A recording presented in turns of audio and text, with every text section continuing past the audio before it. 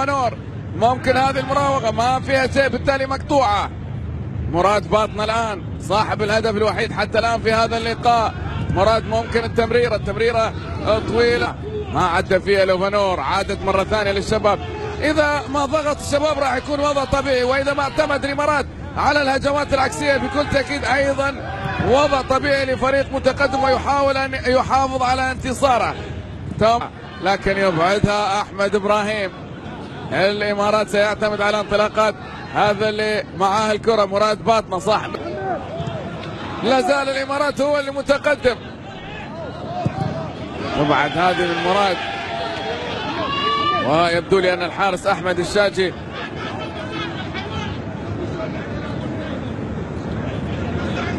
بالفعل أحمد الشاجي ساقط على أرضية الملعب. سلامات لأحمد.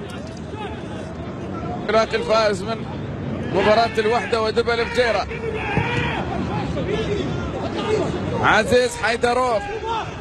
لوفانور الآن يحاول لكن أيضا تدخل مراد. خالد عنبر، حيدر ألو علي يحاول فيها. حيدر اللي يتواجد في ملاعبنا. برافو لكل لاعب بالرغم من تقدمه في السن وبالرغم من مرور السنين، لكن لا يزال يؤدي بشكل ممتاز، قادر انه يحجز له مكان اساسي في تشكيله فريق في دوري المحترفين، في تشكيله فريق الامارات. هنا الكره الان مراد باطنة يحاول مضايق، لا زالت الكره معاه. مراد البينيه الى الحسين، ممكن يسدد تسديده، لكن التسديده طولها على نفسه نانا بوكو وبالتالي مقطوعه. خطأ لمصلحة مراد. حتى الآن يبدو لي الأمور على العال بالنسبة للتحكيم في مباراة اليوم. خطأ على فهد خلفان وراح نشهد البطاقة الصفراء.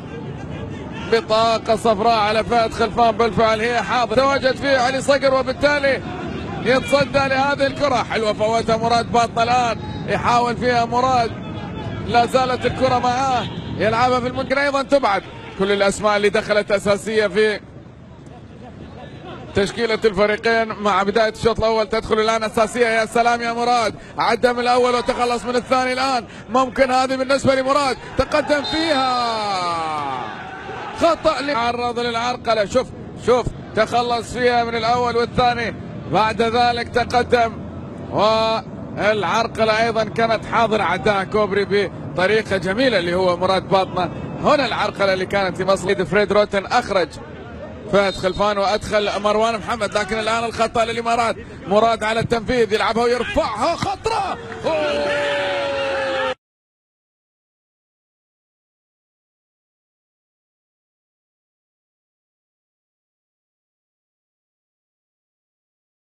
لا هذه ناحية مراد خطير في الجهة اليمنى، ممكن يدخل فيها، ممكن يتوغل، لا زالت الكرة معاه، يبحث عن الزميل. خطأ لمصلحة مراد يعمل الهوائل هناك في الجهة اليمنى، يتلاعب كيفما يشاء في دفاع الشباب وبالتالي يتعرض للعرقلة.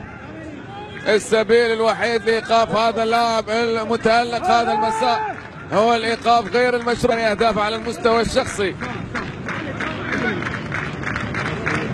سينفذ الخطأ الآن من جانب مراد، يحطها ولا لا؟ مراد باطنة، مراد يسددها، تسديدة، لكن التسديدة بتعلو العارضة وبالتالي إلى خارج أرضية الملعب. ضربة مرمى للشباب،